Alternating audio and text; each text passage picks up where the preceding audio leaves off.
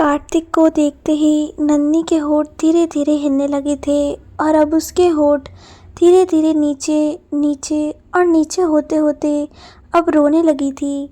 पहली बार था जब किसी के रोने को देखकर कार्तिक को चेहरे पर मुस्कुराहट आई थी। क्या कोई इतना भी मासूम हो सकता है? उसने अपने हाथों को अपने बालों में फेरा। उसने पहली बार किसी को इस तरह से रोते देखा था। वो उठकर बैठते हुए बोला, मैं मदद करूं? साड़ी नहीं पहनना आता, कहकर वो अपनी हथेली के पीछे से अपने दोनों गालों पर बह रहे आंसू को पोंछती है। फिर सुबक कर एक बार सांस लेकर कार्तिक को देखते हुए बोली, मुझे कोई डांटेगा नहीं ना? कार्तिक को खड़ा हुआ उसके हाथों से साड़ी लेने के लिए बढ़ा दिया। कार्तिक साड़ी को खींच रहा था लेकिन नन्ही साड़ी को छोड़ नहीं रही थी। लाओ, कार्तिक ने प्यार से कहा। नन्ही साड़ी को अपने सीने से चिपकाए अपने सर को झुकाकर नाम में गर्दन हिला दी। कार्तिक उसके करीब आया, उसके चेहरे को प्यार से अपने हाथों में भरते हुए बोला, तुमने ही कहा था ना हम पति पत्नी हैं, कब तक मुझसे भागोगी? तो बताओ, मैं कब तक अपनी बीवी को यूं अकेले परेशान होते हुए देखता रहूं? नंदिनी, जो कि अब तक अपना सर झुका और नज़र झुकाए खड़ी थी, अपने पलके ऊपर करती है और कार्तिक को देखते हुए ही वह कार्तिक के दोनों आंखों में बारी बारी से झांक रही थी। कार्तिक के चेहरे पर एक मुस्कुराहट थी। शायद ये मुस्कुराहट बाहर की दुनिया में किसी ने नहीं देखी होगी। उसने थोड़ा सा जोर लगाया। नन्ही के हाथों से साड़ी छूटकर कार्तिक के पास आ गई। नन्ही अपने दोनों हाथों को अपने सीने से लपेटकर वहाँ पर खड़ी थी। कार्तिक ने साड़ी के एक छोर को उसकी कमर पर खोसा। कार्तिक के हाथों के स्पर्श को महसूस करते ही नंदिनी और सिकुड़ गई। उसके इस कंपन को कार्तिक ने महसूस किया। उसके चेहरे पर एक जो मुस्कुराहट थी वो और बड़ी हो गई। अब वह जानबूझकर नन्ही को छेड़ रहा था। उसने उसे कमर के एक किनारे से लेकर दूसरे किनारे तक अपनी उंगलियों को पेटीकोट के किनारे से घुमाया। नन्ही दोनों आंखों को बंद किए अपनी मुट्ठियों को और कसने लगी, उसके साड़ी के प्लीट को बनाते हुए। जैसे ही कार्तिक ने उन प्लेट्स को पेटीकोट में खोसने के लिए हाथ बढ़ाया, नंदिनी उसके हाथों को पकड़कर अपनी गर्दन झुकाए ही न में सर हिला दिया। खुद कर लो, कार्तिक ने कहा। उसने उसके हाथ से साड़ी लेकर कुछ से प्लेट्स अंदर खोस करके खड़ी हो गई। उसके पल्लू को ठीक से उसे कंधे पर डालते हुए कार्तिक ने टेबल पर रखे हुए पिन को लगाया। उसके ब्लाउज के डोरी को नंदिनी ने पहले ही बांध दिया था, लेकिन पता नहीं क्यों कार्तिक के अंदर एक नटखट बच्चा जागा हुआ था।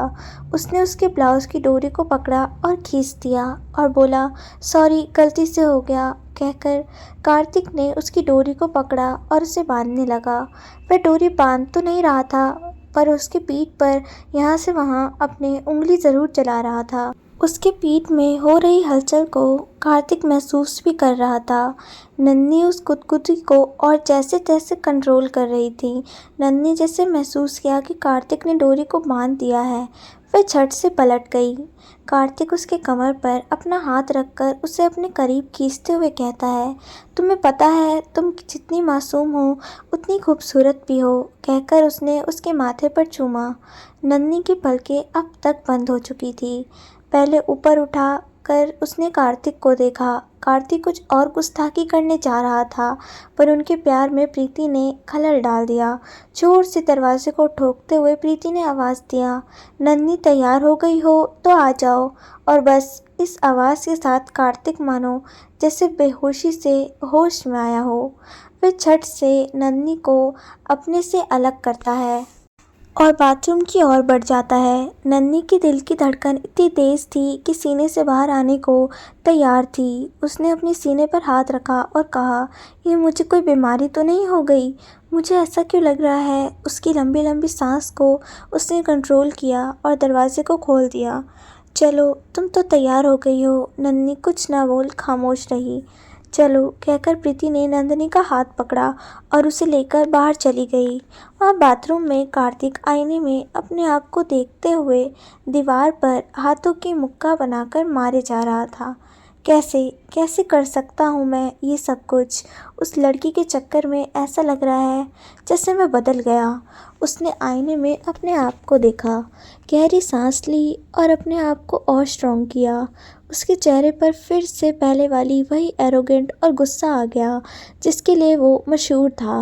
वह तैयार हो रहा था जब उसके कानों में भजन की आवाज़ आई। आवाज़ से पहचान गया था कि भजन नन्ही गा रही है। उसने अपनी टाई बांधी, कोट पहना, अपना मोबाइल लेकर नीचे आ गया। नंदी इस वक्त सभी को आरती दे रही थी और सबकी तरह आरती देते हुए उसने देखा कि कार्तिक भी अपने कमरे से बाहर आया, तो वो उसके तरफ बढ़ गई आरती देने के लिए। सबसे उसे उस तरफ जाने से रोकना चाहते थे क्योंकि कार्तिक को बिल्कुल पसंद नहीं था कि कोई उसे आरती दे या प्रसाद दे। नन्ही आरती की थाली उसके सामने बढ़ाते हुए मुस्कुराकर उसे देखते हुए खड़ी हो गई। कार्तिक अभी के चेहरे पर अभी वही एरोगेंट और गुस्सा था। कल तक जो उसके चेहरे पर था वह अपनी नज़र छोटी करके नंदनी की ओर देखता है। नंदनी आंखों से दिए की ओर इशारा करते हुए कहा, आरती लीजिए। कार्तिक ने नाम में अपनी गर्दन हिलाई। नंदनी अपने एक हाथ से आरती की थाली को पकड़ती है और दूसरे हाथ से आरती की जोत पर अपने हाथ को घुमाते हुए कार्तिक के सर से लगा दिया। कार्तिक उसके हाथ को जोर से झटकता है और नंदनी का हाथ दिए की जोत के ऊपर जाकर लगा। उसके हाथों पर गिरता है और उसका हाथ जल जाता है और उसके मुंह से आ निकलती है। उसने अपने हाथों को अपनी तरफ किया और फूंकने लगी। प्रीति दौड़ते हुए आई और उसकी हथेली को देखकर कार्तिक की ओर देखा। कार्तिक, प्रीति बोली। कार्तिक गुस्से से सभी उन दोनों को ही देख रही थी। प्रीति नन्ही से कहती है, चलो मैं तुम्हें दवाई लगा देता हूँ। कहते हुए वो उसे लेकर चली गई। कार्तिक के बड़े भैया, जिनका नाम सत्यम था, सत्यम जी कहते हैं, ये क्या बदतमीजी है कार्तिक, उसे नहीं पता कि तुम ये सब चीज़ नहीं मानते, तुम उससे कह सकते थे ना। कार्तिक कोई जवाब ना दे डाइनिंग चेयर खींचकर बैठ जाता है। सत्यम सही कह रहा है कार्तिक, कम से कम अपने घर के बेटों से मैं यही तो उम्मीद नहीं करता कि वह अपनी बीवी के साथ इस तरह से व्यवहार करेंगे। आज तुम्हारी वजह से उस बच्ची के हाथ जल गए। कार्तिक के पिताजी ने कहा, यही तो मैं भी कह रहा हूँ, बच्ची है, वो शादी से पहले नहीं देखा क्या? मेरी शादी किसके साथ करवा रहे हैं? खाना उसके पेट में सर्व कर दिया गया था पर उसे पता नहीं क्यों उसे कुछ अच्छा नहीं लग रहा था। उसकी आंखों के सामने बार बार नन्ही का रोता हुआ चेहरा आ रहा था। उसने प्लेट को अपने सामने से आगे बढ़ा दिया और खाना नहीं खाया और गुस्से से उठकर खड़ा हो गया। कार्तिक बैठकर खाना खत्म करो, दादाजी ने अपने कठोर शब्दों में कहा। दादाजी भूख नहीं है कहकर अपने पैरों से कुर्सी को पीछे मारता है। कुर्सी लुढ़कते हुए कुछ कदम आगे जाकर रुक गई। कार्तिक जैसे ही अपने घर जाने के लिए पलटा, सामने दरवाजे से नन्ही के पापा आ रहे थे। उसके कदम चलते ही रुक गए। वह कभी इतना नहीं डरा जितना उसके मन में इस वक्त डर था। नन्ही के हाथ जल गए थे, कारण कार्तिक था। अगर नन्ही ने उसकी शिकायत की, उसने अपने पापा से ही कहा, करती है तो कर दे, उससे कोई मेरा कुछ नहीं बिगाड़ सकता। कार्तिक अपने मन में कहता है। नन्ही के पापा हाथ जोड़कर सभी को नमस्ते कहते हैं। उनको देखकर सभी अपनी जगह से आगे बढ़ते हुए आए। आइए, बहुत अच्छे समय पर आए हैं आप। अभी हम सब नाश्ता करने ही वाले थे। अपने हाथ मिलवाकर गले मिलते हैं कहकर कार्तिक के पापा ने नन्ही के पिताजी हाथ जोड़कर कहते हैं, नाश्ता कर कर आया हूँ। दरअसल नन्ही रात को भी परेशान थी, इसलिए सोचा एक बार उसे देख लूँ। आपकी बेटी है यहाँ पर, आप जब चाहे तब आ सकते हैं, उन्होंने कहा और अपनी छोटी बहू रिकू को कहा, बेटा जाकर प्रीति को कहो कि नन्ही को लेकर आए। रिक्की कार्तिक के छोटे भाई अरविंद जी की पत्नी थी। सभी इस वक्त नाश्ते के टेबल को छोड़कर अगर हॉल में बैठ चुके थे। प्रीति उसके हाथ में दवाई लगा रही थी। प्रीति ने प्यार से नन्ही को समझाते हुए कहा, कार्तिक नहीं मानता पूजा पाठ, भगवान, आरती, प्रसाद कुछ भी में, तो आज के बाद ये सब चीज़ें उसके सामने मत करना। नंदिनी सुबक रही थी। सुबकते हुए ना में उसने अपनी गर्दन हिलाई। ज़्यादा दर्द हो रहा है क्या नंदिनी? प्रीति ने उसे बहुत ही प्यार से पूछा। नंदिनी आपकी गर्दन हाँ में हिलाते हुए बोली, मुझे दर्द बर्दाश्त नहीं होता, मुझे रोना आता है। नंदिनी तुम्हारे पापा आए हैं। यह सब जानना भी ज़रूरी था। कार्तिक को भी सत्यम ने वहीं बैठने के लिए कहा और कार्तिक बैठ गया। तभी नन्ही, प्रीति और रिंकी के साथ कमरे से बाहर निकले। अपने पापा को देखते ही उनकी तरफ बढ़ गई। उसके चेहरे पर आंसू की जगह खुशियां ने ले ली थी। पीले रंग की सिल्क की साड़ी, ना कोई मेकअप और ना ही कोई गहना। अभी ठीक से कार्तिक उसे देख रहा था, बस एक मंगलसूत्र जो कि कार्तिक ने ही उसे पहनाया था।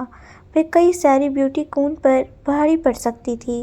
वह आकर अपने पापा से गले लगकर नन्ही भी वहीं पापा के साथ बैठ गई। रघुवीर जी ने सत्यम की ओर देखते हुए कहा, वैसे तो इसे सब कुछ आता है, बिन माँ की है तो घर के कामकाज भी कर ही लेती है, पर मैं यही चाहूँगा एक नज़र सिर्फ आप लोग इस पर बनाए रखें। किचन में जब भी जाती है खाना ऐसे बनती है कि स्वाद आपके मुंह से ही नहीं उतरेगा, लेकिन जब किचन से बाहर आती है तो एक दो कटे जले का निशान अपने साथ लेकर आती है। कहते हुए वो नंदिनी को देखकर हंस पड़े। नंदिनी ने अपना मुंह बना लिया। बाकी आपको कभी शिकायत का मौका नहीं देगी। रिश्ते निभाना और रिश्तों में प्यार से रहना सब आता है इसे, और मैं उम्मीद करता हूँ जैसे एक अच्छी बेटी बनकर रही है, अच्छी बहू भी ज़रूर बनेगी। हमें अपने घर के लिए बहू ही चाहिए थी और आपकी बातों से लग रहा है कि वह हमें मिल चुकी है।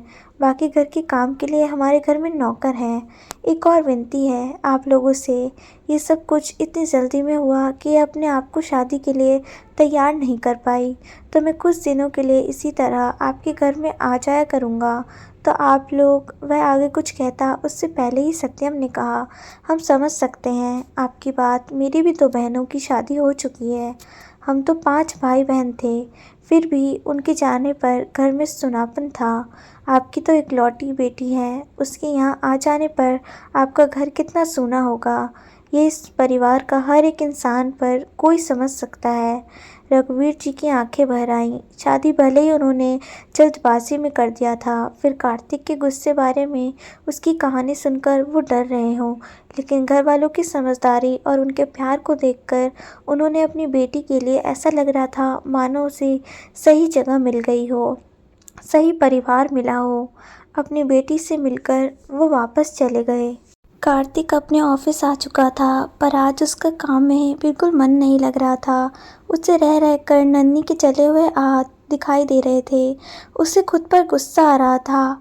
काश वह कह देता कि वह नहीं मानता इन सब चीज़ों को। क्या ज़रूरत थी इस तरह उसके हाथ को झटकने की। अपने इन्हीं ख्यालों में आज खोया हुआ अपना लंच नहीं खाता। सर्वेंट उसका लंच बॉक्स वैसे ही लेकर आ जाता है। यहाँ नन्ही घर में सभी के साथ बैठे बातें कर रही थी। घर के दीवारों पर बच्चों की तस्वीर देखकर उसने कहा, यहाँ तो इतने सारे बच्चे हैं, पर अभी मुझे एक भी नहीं दिखाई दे रहा। सब हैं कहाँ? रिंकी मुस्कुराकर कहती है, वो तो जो 2 नटखट शैतान हैं, ये मेरे बेटे हैं। एक तस्वीर की ओर इशारा करके प्रीति कहती है, ये दोनों मेरे बेटे हैं। एक तस्वीर जो उन दोनों तस्वीरों के बीच में थी, जिसमें एक प्यारा सा लड़का और एक लड़की एक दूसरे को गले लगाए खड़े थे, उसकी तरफ इशारा करते हुए नन्ही बोली, और ये किसका है? प्रीति और रिंकी दोनों एक दूसरे को देखते हैं। फिर उन्होंने सामने देखा जहाँ दादी माँ और उनके सास सुजाता जी बैठी हुई थी। क्या हुआ? मैंने कुछ गलत पूछ लिया? नन्ही उन दोनों को देखते हुए बोली, नहीं बेटा, तुमने कुछ गलत नहीं पूछा। ये दोनों कार्तिक के बेटे हैं। नंदिनी, जो कि अब तक सब कुछ मुस्कुराकर सुन रही थी, अचानक उसके चेहरे का रंग उड़ जाता है। कार्तिक जी के बच्चे, उनकी शादी हो चुकी है? नंदिनी ने सुजाता जी से पूछा। सुजाता जी, हाँ, में अपनी गर्दन हिलाते हुए। हाँ, उनकी पत्नी प्रीति नंदिनी के हाथ को अपने हाथ में लेते हुए कहती है, ध्यान से सुनो जो तुम्हें समझा रही हूँ। नंदिनी, हाँ। मैं अपनी गर्दन हिलाकर प्रीति की ओर देखने लगी। कार्तिक और रंभा की शादी 6 साल पहले हुई थी। वह हमारे एक फैमिली फ्रेंड की बेटी है। शादी के बाद से ही कभी भी रंभा और कार्तिक में नहीं बनी। हर छोटी बड़ी बात पर दोनों में झगड़ा हो ही जाया करता था। एक दिन में तुमने भी तो देख ही लिया कार्तिक कितना गुस्सैल है। बच्चों के जन्म के पहले से ही रंभा सादा करके अपने मायके में रहा करती थी, बच्चों पर भी ध्यान नहीं देती थी। दोनों बच्चे हम सबके साथ ही पलकर बड़े हुए और इन्हीं सब बातों को लेकर एक बार कार्तिक और रंभा के बीच में झगड़ा हुआ और कार्तिक ने रंभा से तलाक मांगा। गुस्से में रंभा ने भी घर छोड़ दिया और फिर क्या था, दोनों का तलाक हो गया। नंदिनी अपनी गर्दन झुकाए प्रीति की बातों को सुन रही थी। तभी सुजाता जी बोली, ये शादी का करने का मकसद थी कार्तिक, सिर्फ यही था कि उसे अपने बच्चों की कस्टडी के लिए एक बीवी चाहिए थी। नंदिनी, हम तुम्हें किसी धोखे में नहीं रखना चाहते। ये सारी बातें हमने मोना के पिताजी से बता दी थी। नंदिनी बोलती है, अब कहाँ है ये बच्चे? मेरी बड़ी बेटियों के पास। नंदिनी ने अपनी सुजाता जी की तरफ देखा। मेरे 5 बच्चे हैं, 3 को तो तुम देख चुकी हो, कार्तिक, सत्यम और अरविंद। उनसे बड़ी 2 बेटियां हैं, गीता और रीता, जो कि यहीं पास में ही रहती हैं। शादी में सभी आए थे, बच्चे जिद करके उनके साथ चले गए क्योंकि कल गीता की बेटी का जन्मदिन है। अब हम सभी जाएंगे तब बच्चों को ले आएंगे। मैं जानती हूँ तुम्हारे लिए ये सब एक बड़े झटके की तरह ही होगा। प्रीति ने नंदिनी के हाथों पर हाथ रखते हुए कहा, पर यकीन मानो, हम कुछ छुपाना नहीं चाहते तुमसे।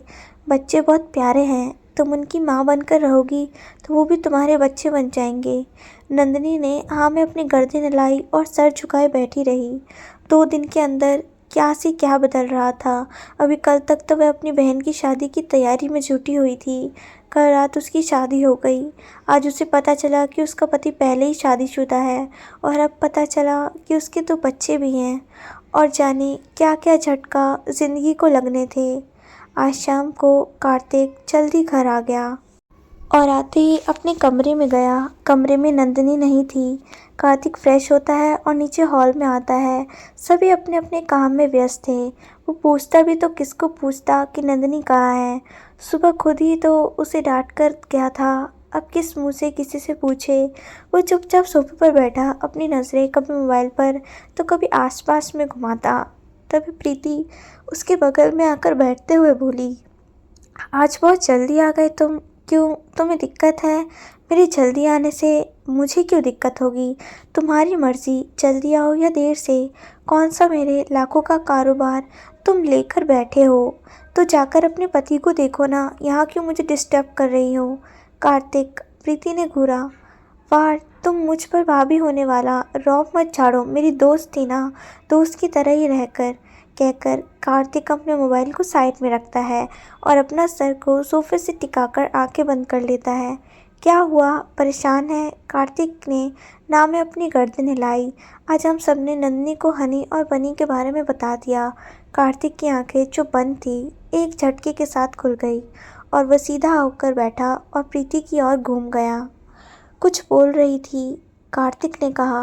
नहीं, बस कह रही थी कि बच्चों से मिलना चाहती है, बर्थडे वाले दिन जाएंगे तो मिला देंगे उनसे, कहकर कार्तिक ने फिर से अपने मोबाइल को अपने हाथ में लिया। नहीं, वह ऑलरेडी जा चुकी है। मतलब?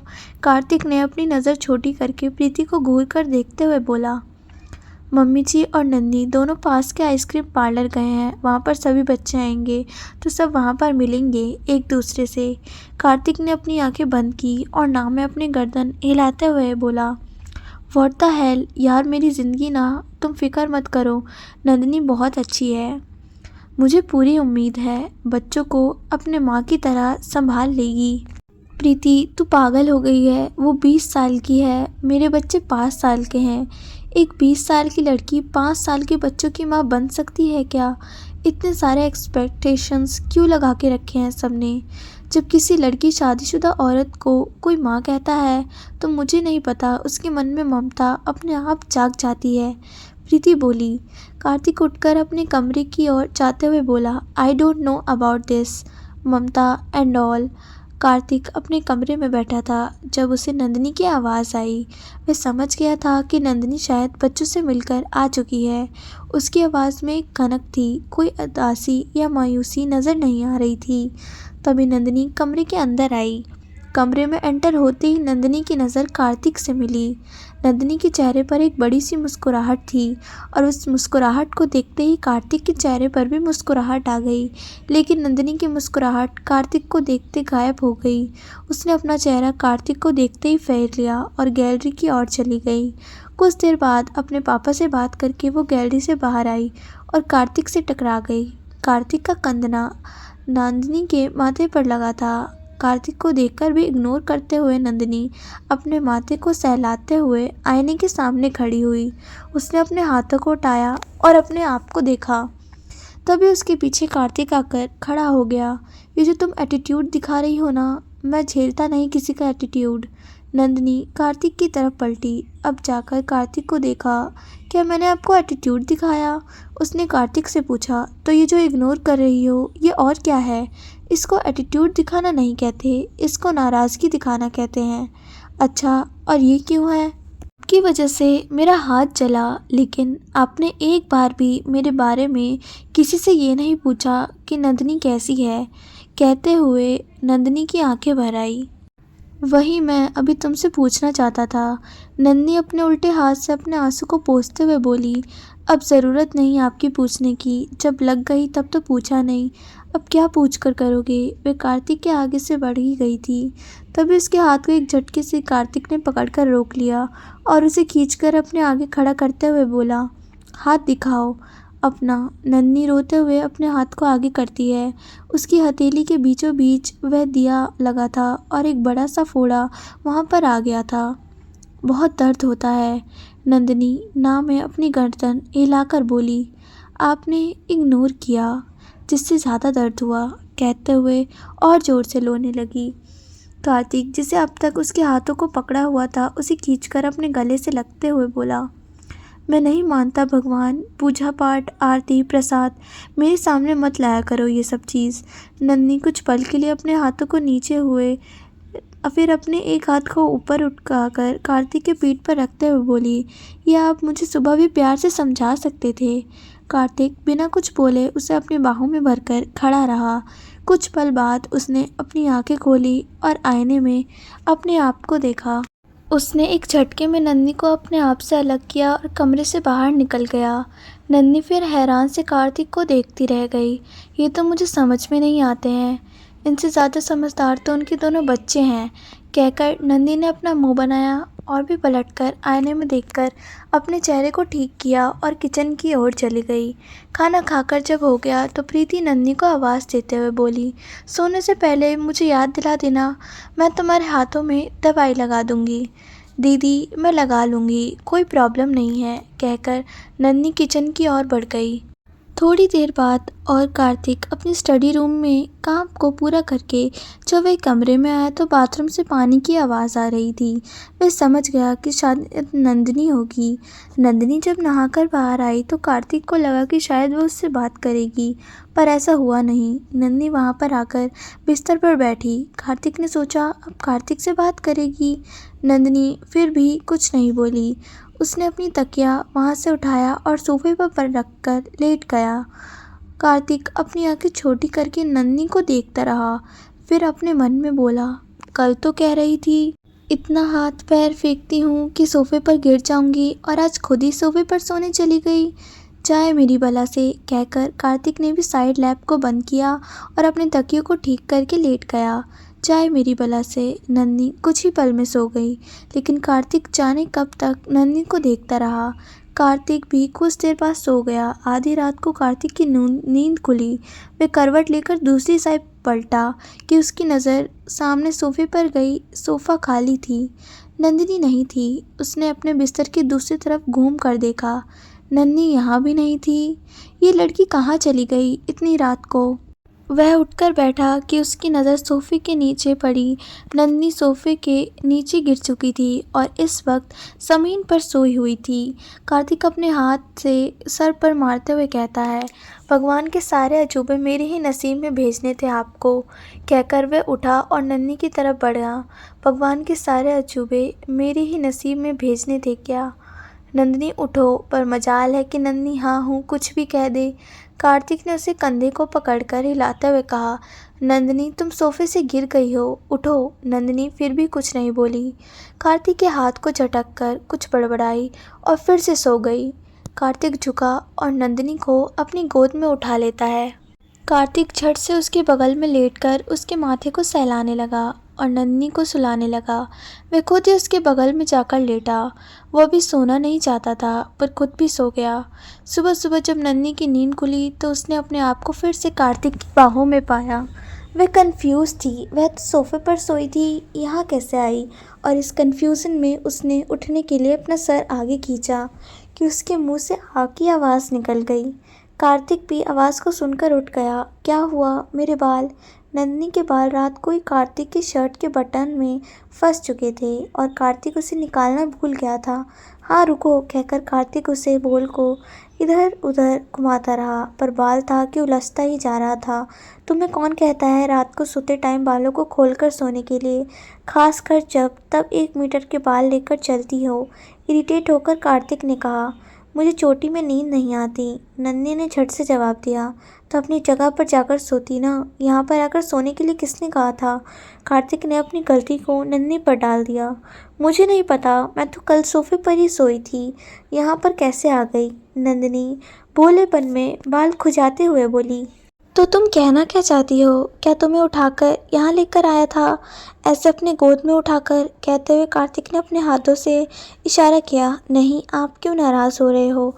मैं आपको कहाँ ब्लेम कर रही हूँ। सोते टाइम मुझे कुछ होश नहीं रहता, हो सकता है मैं तभी उठकर यहाँ पर आ गई हूँ, सॉरी कहकर नंदिनी अपने हाथों को बढ़ाया और अपने बालों को सुलझाने की कोशिश करने लगी। नंदिनी काफ़ी देर तक बालों को कार्तिक के शर्ट के बटन से निकलने की कोशिश करती रही। कार्तिक की नज़र इस वक्त अपने ही उलझन में उलझी नंदिनी के ऊपर थी और उसके चेहरे पर एक मुस्कुराहट थी। आखिर वहीं उठाकर तो लाया था नंदिनी को यहाँ पर और खुद ही चोरी करके सीना चोरी जो कर रहा था। काफ़ी देर मशक्क़त करने के बाद वह अपने बालों को निकालकर बिस्तर से उतरकर खड़ी होती है। नंदिनी के वहाँ से जाते ही कार्तिक अपने चेहरे पर एक मुस्कुराहट लाते हुए कहता है, ये तो अच्छा है, अपना ब्लेम मैं उसके ऊपर डाल सकता हूँ कहकर वह खुद में ही मुस्कुराया। कार्तिक नंदिनी की मासूमियत में एक ही दिन में बहकाने लगा था और शायद यही गुस्सा उसे अपने आप पर आ रहा था। जिस इंसान को सालों से रह रहे लोगों से कोई फ़र्क नहीं पड़ रहा था, एक दिन पहले आई हुई उस लड़की ने उसे बदलना शुरू कर दिया था। एक ही दिन में उसने अपने आप को इतना लाचार कर लिया नंदिनी के सामने कि अब नंदिनी को देखकर वह रह भी नहीं पा रहा था और अपने आप को ऐसा करता देखकर अपने आप से नाराज़ भी हो रहा था।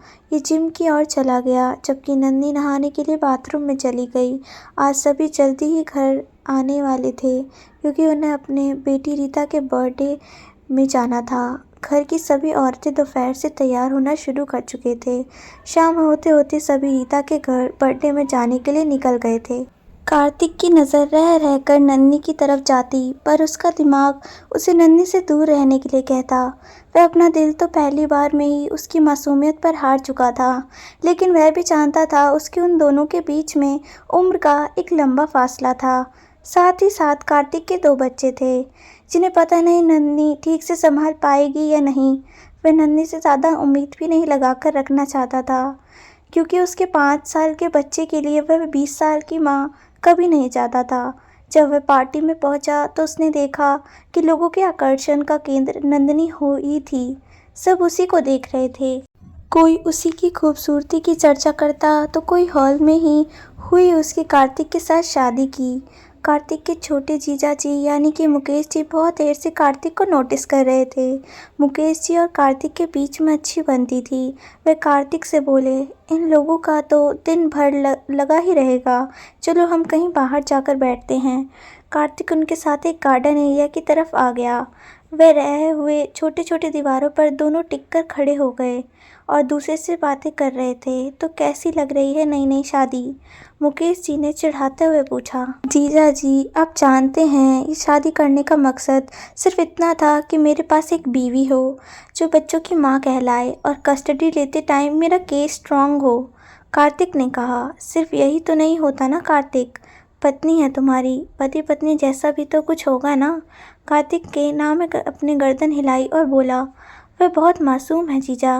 पता नहीं क्यों मेरे मन पर एक गिल्ट है कि मैं उसके साथ गलत कर रहा हूँ। ऐसा क्यों लगता है तुम्हें? कार्तिक के जीजा ने जानना चाहा। हम दोनों के बीच में उम्र का एक लंबा फासला है।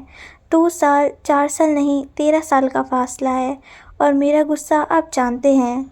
और 2 दिनों में इतना तो समझ गया हूँ मैं। छोटी छोटी बात पर रोने लगती है, फिर हनी और बनी के साथ पता नहीं कैसे निभा पाएगी। कार्तिक, तुम कोशिश करोगे अपनाने की तो तुम्हें भी अपनाएगी।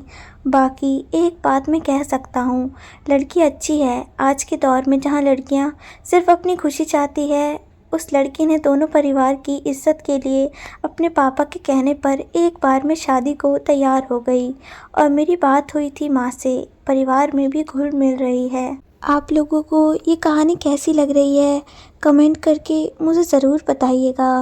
और अगर आप आगे की कहानी सुनना चाहते हैं तो चैनल को सब्सक्राइब, वीडियो को लाइक, कमेंट और शेयर ज़रूर करें। Thank you.